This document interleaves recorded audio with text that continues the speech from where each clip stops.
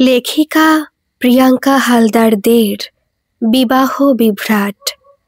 টিপটিপ বৃষ্টির সন্ধ্যায় বেশ আয়েশ করে অলোক ধুমায়িত চায়ের কাপে এক চুমুক দেয়।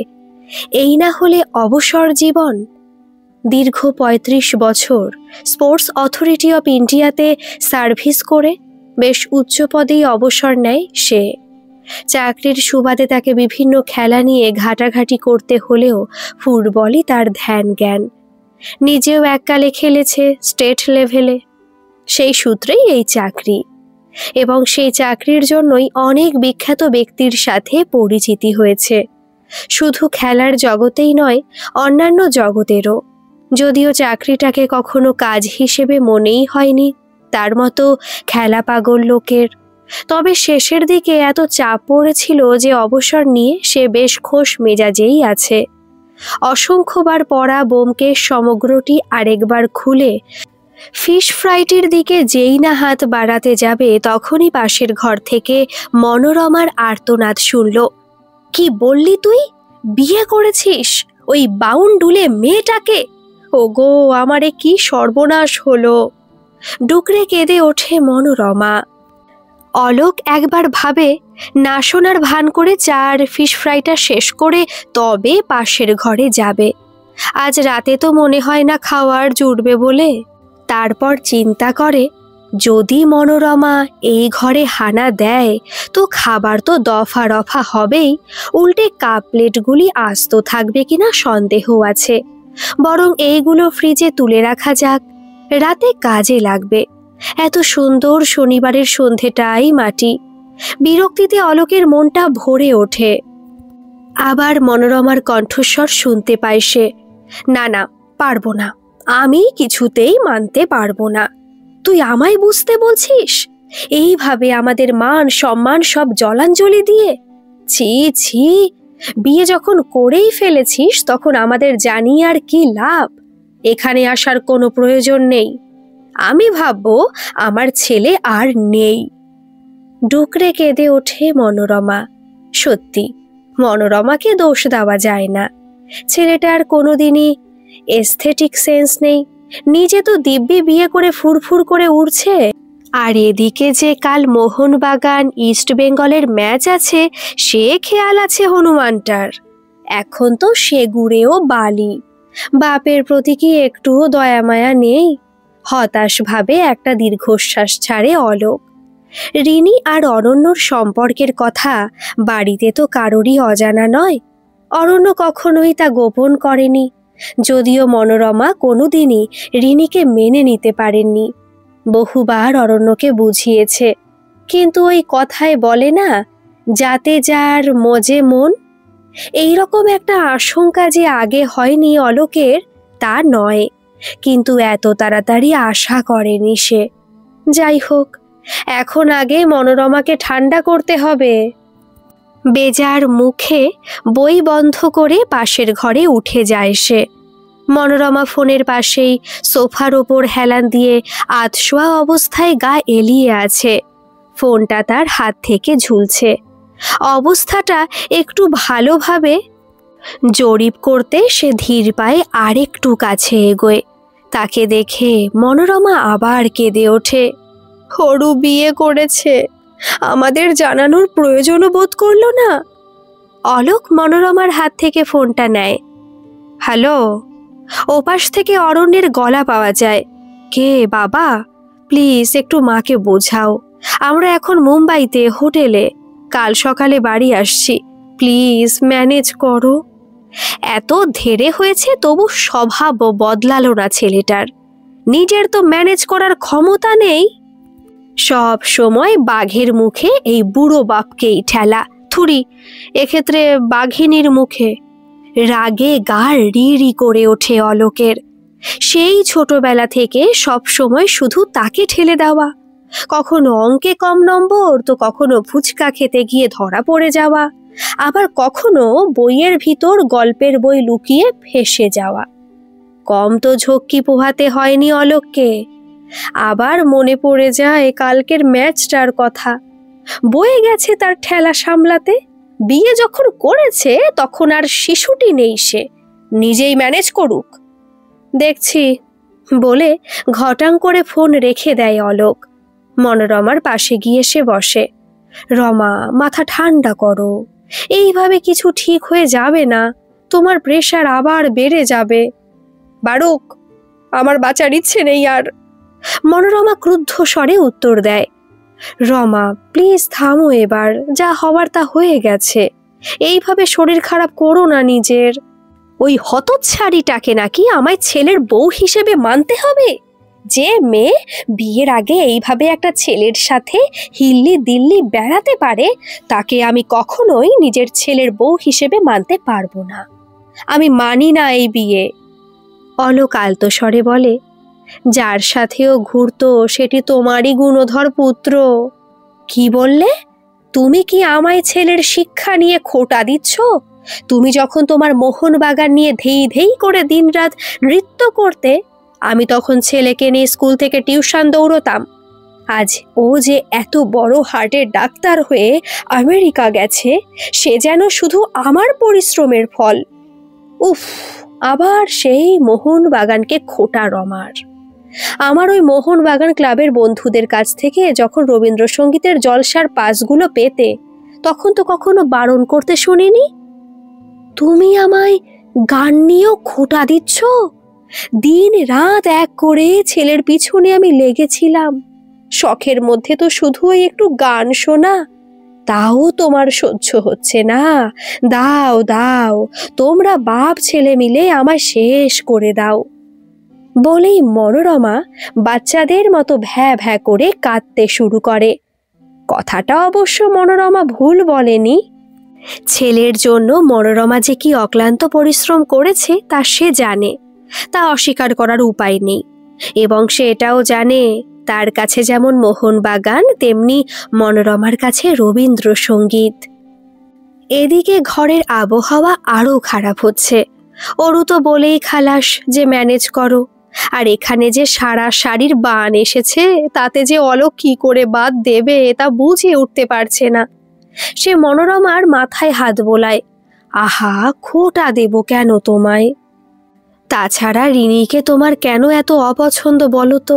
ও তো গায়িকা, তোমার ছেলেও তো তোমার মতোই গান পছন্দ করে, হয়তো সেই জন্যই। কথা শেষ হয় না অলোকের, তার আগেই মনোরমা চিৎকার করে ওঠে, থামো, ওকে তুমি গায়িকা বলো? একটা ব্যান্ডে গাওয়া বাউন্ডুলে মেয়ে, ওগুলোকে আমি গান নয় চিৎকার বলি, ওগুলো অপসংস্কৃতি। অলোক বিস্মিত হয়ে প্রশ্ন করে, তুমি শুনেছ রিনির গান? আমার ওই শিয়ালের ডাক শুনতে বয়েই গেছে। ওই মেয়ে কিনা কাল, আমি আর ভাবতে পারছি না। আবার কান্না শুরু হয় মনোরমার। দেখো রমা, তুমি না মানলেও ওরা এখন বিবাহিত, তাই বাবা মা হিসেবে আমাদের কর্তব্য করতেই হবে। এখনই 7টা বাজে, বরণ করার জিনিসপত্র সব কিনতে হবে। তুমি লিস্ট বানিয়ে দাও আমায়, শিগগির আমি নিয়ে আসি বাজার থেকে। মনোরমা বিস্মিত হয়ে তাকায় অলোকের দিকে, তারপর ঝাঁঝিয়ে ওঠে, তোমার কি মাথা খারাপ হয়ে গেছে? ওই মেয়েকে আমি বরণ করে ঘরে তুলবো তুমি ভাবলে কি করে? অলোক দেখল ভবি সহজে ভুলবার নয়। ওরা কালকে সকালে আসছে, তখন যদি ঘরের সামনে একটা চিৎকার চেঁচামেচি হয় তো পাড়ায় মান সম্মান থাকবে না। তার থেকে বরং তার বোন অলোকাকে নিয়ে এসে কার্যোদ্ধার করতে হবে। অলোকার শ্বশুর বাড়ি তার বাড়ি থেকে 10 মিনিট হাঁটা পথ। ভাগ্যিস অলোকা পাড়ায় প্রেম করে পালিয়ে গিয়ে বিয়ে করেছিল। অলোকা যে কত দক্ষযোগ্য, কত বিপদ থেকে বারবার উদ্ধার করেছে তাকে। স্পেশালি যেদিন খেলা দেখে ফিরতে অলোকের রাত হয়ে যেত, সেদিন রাতে বাড়ি ফেরার কথা ভাবতেও পারত না। মনোরমাও জানতো অলোকের এই স্বভাব, তাই অলোকাকে শুধু ফোন করে বলে দিত সেদিন অলোক আসবে। তার জন্য যে কত রাত তাকে রাস্তায় কাটাতে হয়নি, সেই কথা মনে করে বারবার ভগবানকে ধন্যবাদ দেয় সে। মনোরমাকে আর কিছু না বলে অলোকাকে ফোন করে সে। সারা রাত মনোরমা চোখের পাতায় এক করতে পারেনি। কাল সন্ধ্যের পর থেকে সেই যে বিছানায় শুয়েছে সে, এখনো সেখানেই। ভোর 6টায় ফ্লাইট নেমেছে, অথচ ঘড়িতে এখন 7:30 বাজে, তবু ওদের পাত্তা নেই। এই ভোরে দমদম থেকে ভবানীপুর আসতে লোকের এত সময় লাগে কি করে? অলকা কাল রাতেই ফোন পেয়ে চলে এসেছে। অলকাও শুধু বলছে এই বিয়ে মেনে নিতে। কেন মানবে সে? কেউ তো তার দিকটা একবারও ভাবছে না। অনেক কষ্টে যত্নে সে অরণ্যকে তিল তিল করে গড়ে তুলেছে। সে তো এটা চায়নি যে তার দেখে দেওয়া কোনো মেয়েকে অরণ্য চোখ বন্ধ করে বিয়ে করে নিক। তার তো আন্তরিক ইচ্ছা ছিল অরণ্য নিজের পছন্দ মতোই বিয়ে করুক, শুধু তার মতামতটুকুর যেন গুরুত্ব থাকে। অরণ্য তো জানতো সে রিনিকে পছন্দ করে না, তার কারণও অরণ্যর অজানা নয়। রিনি নামেই বাঙালি, আসলে তো বিদেশি সংস্কৃতিতে নিউ ইয়র্কে বেড়ে ওঠা মেম বউ। সে কি বুঝবে বাঙালিয়ানা? ব্যান্ডে ব্যান্ডে গেয়ে বেড়ানো, লাল রং করা চুলের অমন কিম্ভূত মেয়েকে তার মধ্যবিত্ত মন যে অস্বীকার করবে তাতে আর আশ্চর্য কি? তবুও বিয়ে করলো। মায়ের পছন্দ অপছন্দের কোনো মূল্য নেই। নিশ্চয়ই ওই মেয়েটা বশ করেছে অরণ্যকে। টিং টং। বাইরের ঘরের কলিং বেল বেজে ওঠে। দরজা খোলার শব্দ হয়। কান খাড়া করে মনোরমা। অলকার উলুধ্বনি কানে আসে, কিন্তু মাঝপথেই সেটা থেমে যায়। তারপর ধূপ, ঝনন, ধপাস। মনোরমা উঠে বসে বিছানার ওপর। ঘেউ ঘেউ গোলু। মনোরমার পোষা স্প্যানিয়েলের রাগী গলা পায়। তারপর ম্যাও, একটা উত্তেজিত বিড়ালের আওয়াজ। না, এবার উঠে দেখতেই হচ্ছে। বাইরের ঘরে দৃশ্য দেখে মনোরমার চোখ কপালে। অলকা মাটিতে গড়াগড়ি খাচ্ছে। পাশে বরণের থালা, ফুল, প্রদীপ, তেল সব ছড়িয়ে ছিটিয়ে। অলক গোলুকে জাপটে ধরে আছে। অরণ্য দুটো ঢাউস ব্যাগ সামলে নিয়ে অলকাকে তোলার চেষ্টা করছে, কিন্তু সেই যত নষ্টের গোড়াটিকে তো দেখা যাচ্ছে না। কয়েক সেকেন্ড পরেই ডাইনিং টেবিলের তলা থেকে হামাগুড়ি দিয়ে তিনি বেরিয়ে এলেন। ও মা গো, হাতে ওটা কি? একটা ধবধবে সাদা বিড়াল। ছোটবেলায় মনোরমাকে একবার বিড়াল আছড়েছিল বলে বেশ কয়েকটা ইঞ্জেকশন নিতে হয়েছিল। সেই থেকে তার বিড়াল মোটেই সহ্য হয় না। রিনির হাতে বিড়াল হবেই তো, শত্রুপক্ষের লোক কি না? তার বাড়িতে কুকুর থাকলে ওনাকে তো বিড়াল আনতেই হবে সঙ্গে। রিনি ভয়ে ভয়ে চারিদিকে চোখ বুলিয়ে মনোরমার দিকে তাকায়। তারপর পরিষ্কার বাংলায় ইতস্তত স্বরে বলে, আসলে এতক্ষণ বন্দি হয়ে থাকার অভ্যেস নেই তো চিনির। সে নিউ ইয়র্ক থেকে বাক্স বন্দি হয়ে আসছে, তার ওপর আবার গোলুকে দেখে আরো ভয় পেয়ে লাফ দিয়েছে। আমি বোঝার আগেই সরি। বাহ, এই না হলে নববধূ! প্রথম দিনে ঘরময় হামাগুড়ি দিয়ে না বেড়ালে তার চলবে কেন? মনোরমা একবার চোখ ফিরিয়ে দেখে ডাইনিং টেবিলের ওপর তার সাধের তিব্বতী ফুলদানি ভেঙে চৌচির হয়ে মাটিতে পড়ে আছে। তেলে বেগুনে জ্বলে ওঠে সে। গোলু তার নিজের বাড়িতে অনাহুত কাউকে দেখে আটকাবার চেষ্টা করে মাত্র, এতে ওর দোষ নেই। কঠিন স্বরে উত্তর দেয় মনোরমা। রিনির মুখের ওপর যেন কেউ কালি ঢেলে দেয়। মনোরমা নিজের ঘরে ফেরত চলে আসে। নামের কি ছিরি, চিনি নিশ্চয়ই নিজের নামের সাথে মিলিয়ে রাখা। ওই জঞ্জালটার নাম হওয়া উচিত উচ্ছে, আর তার মালকিনের নাম হওয়া উচিত চিরতা। নিজের মনে ফুঁসতে থাকে মনোরমা। খুব অদ্ভুতভাবে তার নিজের বিয়ের পর প্রথম গৃহপ্রবেশের কথা মনে হয়। সে এক হাতে জল ভর্তি কলসি ব্যালেন্স করার আপ্রাণ চেষ্টা করছে কোমরে। তখনই শাশুড়ি তার আরেক হাতে পিচ্ছিল একটা জ্যান্ত মাছ ধরিয়ে দেয়। সব সামলাতে না পেরে মনোরমা কলসি সমেত প্রায় পড়েই যেত যদি না অলক ধরত। কিন্তু মাছটি ততক্ষণে কি করে যেন তার হাত থেকে লাফিয়ে শাশুড়ির গায়ে পড়ে এবং শাশুড়ি বরণের থালা সমেত পুরো চিৎপটাং। মনোরমা তখন ভয়ে কাঁপছে ঠক ঠক করে। আশপাশ থেকে গুঞ্জন উঠছে অলক খুনে বলে, কিন্তু আজ 33 বছর তো সে দিব্যি সংসার করছে স্বামী ছেলে নিয়ে। গত দুদিন ধরে কি ঝড়টাই না যাচ্ছে অলকের ওপর থেকে। যে গুরু দায়িত্ব অরণ্য তার কাঁধে চাপিয়েছে তার ধাক্কায় তো হাঁসফাঁস অবস্থা তার। অরণ্য অবশ্য তার তরফ থেকে যথাসাধ্য চেষ্টা করছে, কিন্তু মনোরমা আপাতত মৌনব্রত ধারণ করেছে। কি জানি, হয়তো সন্ন্যাসিনীও হয়ে যেতে পারে। যার নাকি দুবেলা মাছ ছাড়া মুখে কিছু রোচে না, সে তো গত 2 দিন ধরে শুধু কোনো রকমে একটু দুধ আর কয়েকটা ফল খেয়ে আছে। তাও অলকা প্রায় জোর করে খাইয়েছে। তারও প্রায় তথৈবচ অবস্থা। মনোরমার আহার ত্যাগের কারণে বাড়ির সবাই প্রায় আহার নিদ্রা 2 ত্যাগ করেই বসে আছে। তাই ফ্রিজে এতগুলো গলদা চিংড়ি আর চিতল মাছের কথা ভাবাও এখন পাপ। অগত্যা অলক মাঝে মাঝে শুধু ফ্রিজ খুলে গন্ধ শুকে আবার সোফায় এসে বসে। কথায় বলে, ঘ্রাণে অর্ধভোজনং। বাবা, আপনার চা। ধুমায়িত চায়ের কাপ সামনে ধরে রিনি। আরেকটা প্লেটে ওটা কি? Vegetable chop. চমৎকার! না, মানতেই হচ্ছে, রিনির কমন সেন্স অরুর থেকে অনেক বেটার। সে বেটা তো শুধু মায়ের পায়ে হত্যে দিয়েই সারা। এদিকে যে বাপটাও না খেয়ে মরতে বসেছে, সে জ্ঞান নেই। দন্ত বিকশিত করে পেয়ালার দিকে হাত বাড়ায় সে। তারপর তার দম আটকে হার্ট ফেল করার অবস্থা। মনোরমা শোবার ঘরের বাইরে দাঁড়িয়ে এবং রক্তচক্ষু দিয়ে যে তীর ছুঁড়ছে তা যদি সত্যিই তার গায়ে লাগতো তো এতক্ষণে সে ভীষ্মের মতো সরসজ্জা নিত। উফ, এই মহিলার যা অসাধারণ টাইম সেন্স! রমা কেন যে পুলিশের টিকটিকি হলো না সেটাই ভেবে আশ্চর্য হয় অলক। টিচিং লাইনে না এসে যদি গোয়েন্দা বিভাগে চাকরি করত তাহলে অনেক উন্নতি করত মনোরমা। এই একটি ব্যাপারে বাপ ছেলে একমত। যদিও এত বছর স্কুলের হেডমিস্ট্রেসের চাকরি করার পর হয়তো বাড়িতেও মাস্টারনি চোখ রাঙানিটা না চাইতেও বেরিয়ে আসে মনোরমার চাহনি থেকে। অলক মনে মনে প্রার্থনা শুরু করে দেয়, হে পেলে, হে মারাদোনা, হে জিদান, যদি তোমাদের প্রতি আমার নিষ্ঠা সত্যি হয় তো এই বিপদ থেকে আমায় রক্ষা করো। টিং টং। অলকা দরজা খুলতে পরমা, মনোরমার দিদি আর তার বর কিশোর প্রবেশ করে।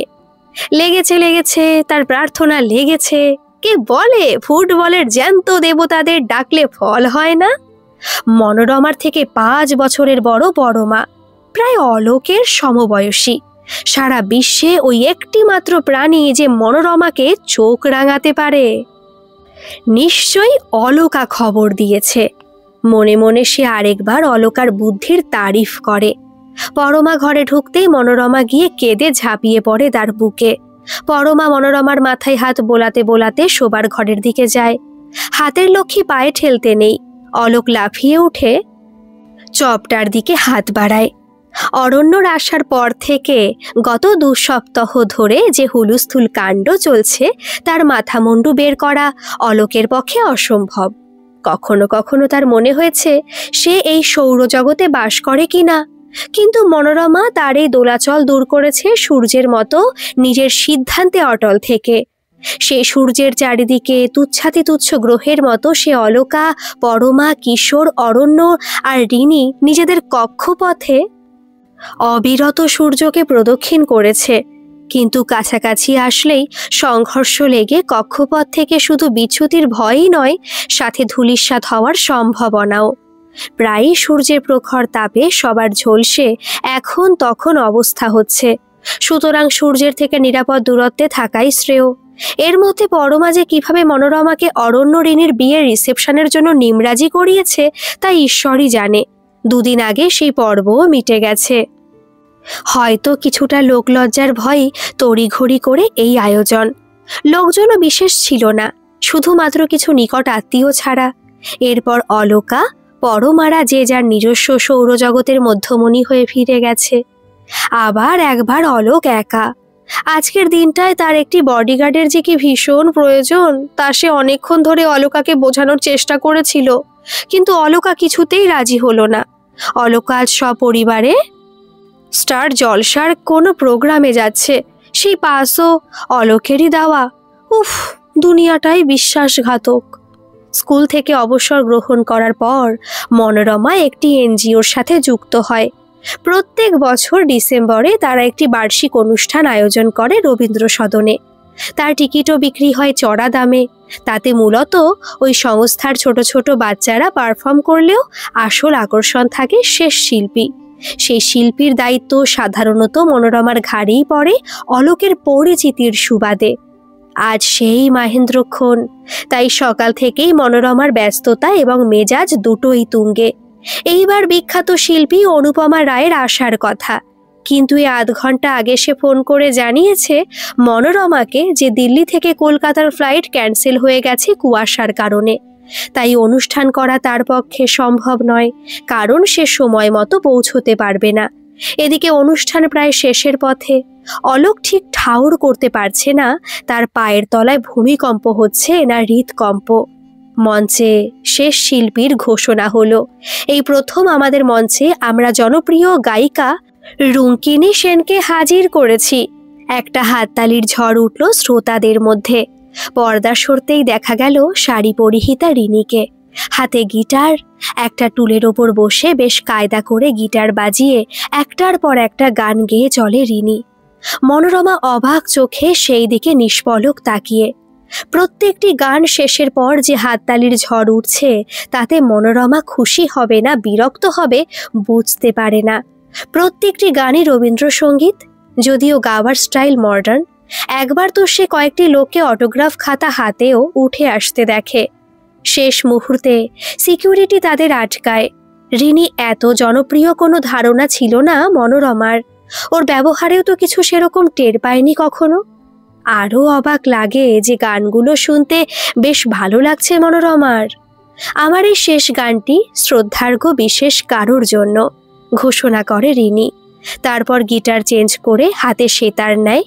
তারপর চোখ বন্ধ করে শুরু করে, চরণ ধরিতে দিও গো আমারে। গোটা প্রেক্ষাগৃহ নিঃশব্দ হয়ে শুনতে থাকে।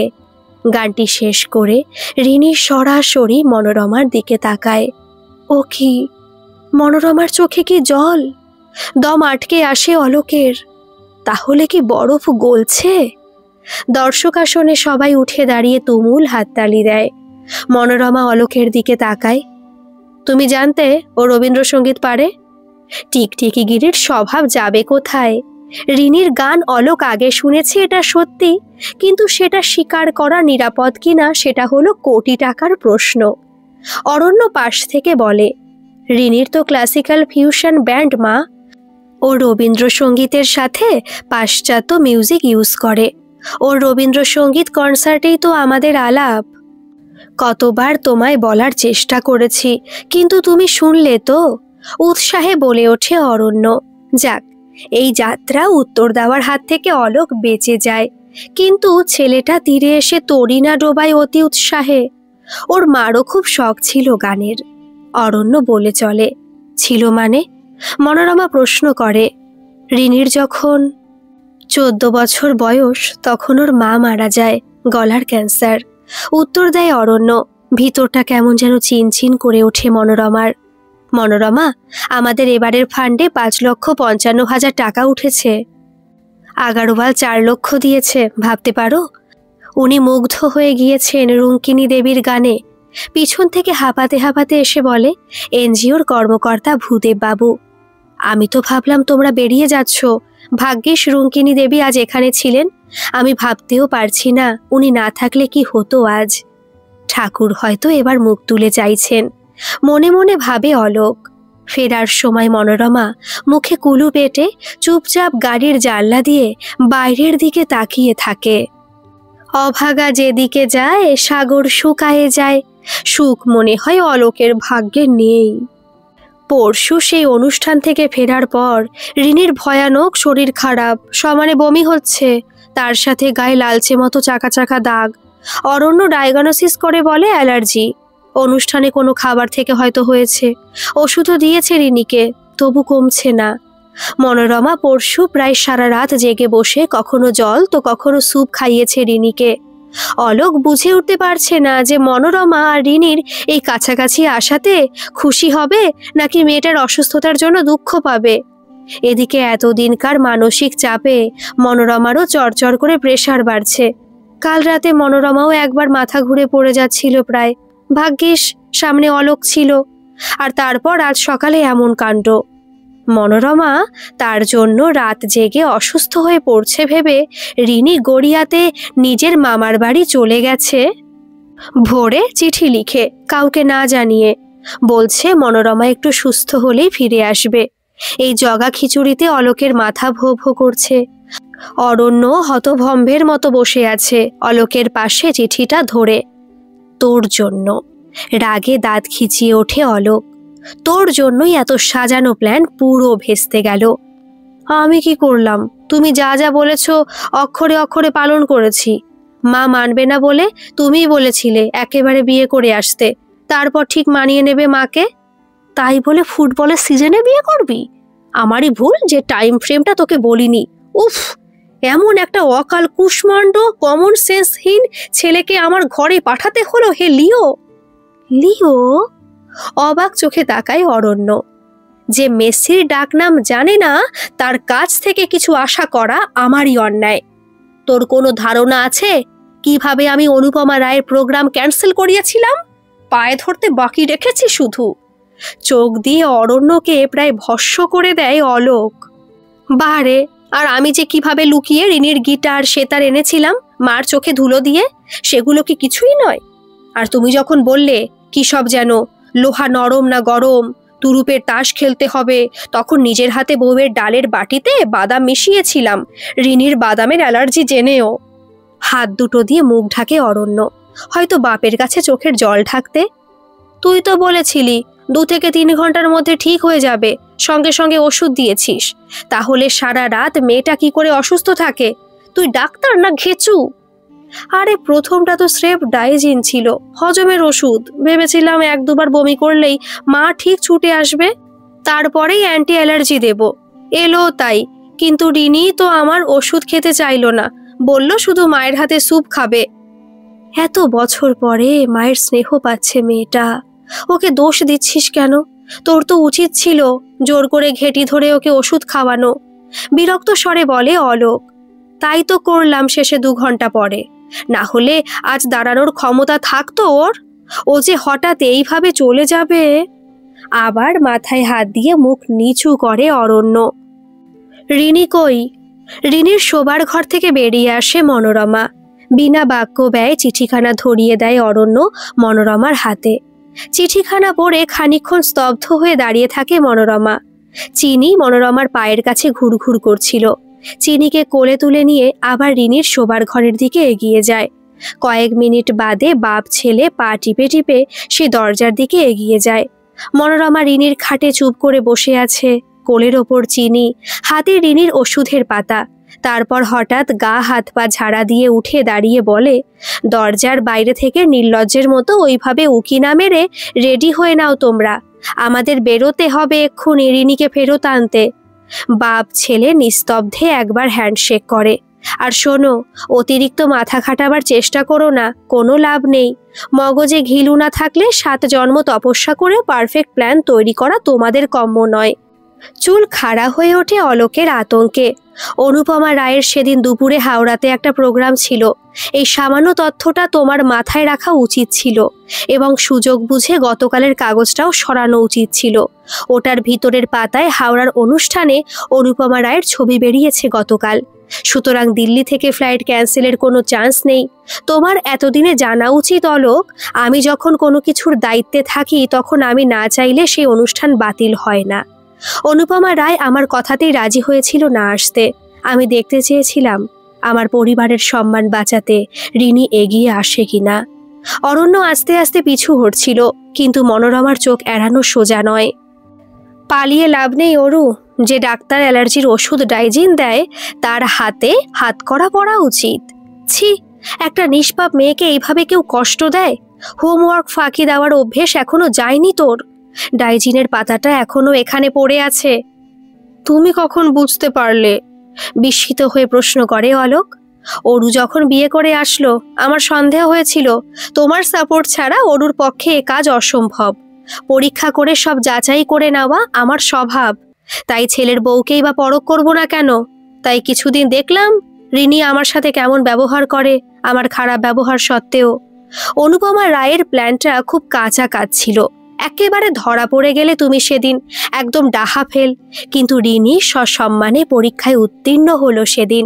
তাছাড়া তোমরা আরও একটা জিনিস জানো না যেটা আমি জানি। আগারওয়ালের কোম্পানির বিজ্ঞাপনে রিনি গান গাইবে। সেই জন্যই এত উদার হয়ে দান করেছিল সে। অরুটা মাথা মোটা হলেও মেয়েটা ঠিকঠাক পছন্দ করেছে। তোমরা বাপ ছেলে মিলে আমায় ঠকানোর চেষ্টা করেছ। ওই মেয়েটা শুধু তেতে পুড়ে খাঁটি সোনার মতো মনের পরিচয় দিয়েছে, যে হাজার অপমানেও চুপ করে ঘরে পড়ে থেকেছে। আজ আমি অসুস্থ হয়েছি বলে এক বাক্যে ঘর ছেড়েছে, একেবারে ফার্স্ট ক্লাস ফার্স্ট পরীক্ষায়। তোমাদের দুজনের শুধু একটাই উপকার আমার ওপর, রিনিকে আমার কাছে নিয়ে আসা। মনোরমা ঘরের দরজার দিকে এগিয়ে যায়। ও হ্যাঁ, আমার অফুরন্ত গান শোনার ব্যবস্থা করার জন্য ধন্যবাদ অরু। এবারের মতো ক্ষমা করলাম। শিগগির রেডি হও তোমরা। অলকাকে খবর দাও বরণের জিনিস নিয়ে রেডি থাকতে। এইবার আমি লক্ষ্মী বরণ করে ঘরে তুলব। রমা, যদি পরীক্ষায় ফেল করতো রিনি? অলোক প্রশ্ন না করে থাকতে পারে না। তাহলে আমি বারবার হেরে ওকে জিতিয়ে দিতাম। মা হয়েছি, এটুকু তো করতেই হতো মেয়ের জন্য। মুচকি হেসে ঘর থেকে বেরিয়ে যায় মনোরমা। অলোক অরণ্য মুখ চাওয়াচাওয়ি করে হতভম্ব হয়ে। উফ, কি সাংঘাতিক মহিলা! টিকটিকি দেবী যে এইভাবে ঘোল খাওয়াবে তা জন্মেও কল্পনা করেনি অলোক। যদিও ঘোলেরও স্বাদ এত মিষ্টি হয় তা জানা ছিল না অলোকের। গল্পটি কেমন লাগলো অবশ্যই কমেন্ট করে জানাবেন, আর ভালো লাগলে একটা সাবস্ক্রাইব করে আমার পাশে থাকবেন। ধন্যবাদ।